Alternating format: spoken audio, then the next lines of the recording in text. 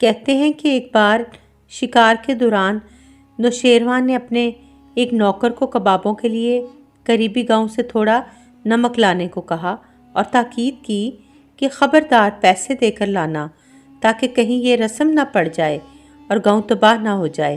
لوگوں نے کہا اتنے سے نمک سے کیا نقصان ہوگا؟ نوشیروان نے کہا کہ ظلم کی بنیاد جب دنیا میں رکھی گئی تو تھوڑا سا ہی تھا، پھر جو بھی آیا اس میں اضافہ کرتا گیا اور اب ظلم اپنی انتہا کو پہنچ چکا ہے۔ اگر بادشاہ عوام کے باغ سے ایک سیب کھائے گا تو اس کے نوکر پورے باغ کو جڑوں سمیت اکھاڑ لیں گے۔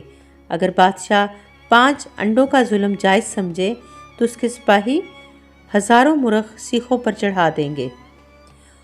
حکمرانوں کی ذرا سی غفلت قوم کو کہاں سے کہاں پہنچا دیتی ہے، اس کا بہت ہی شاندار تجزیہ اس حکایت میں کیا گیا ہے۔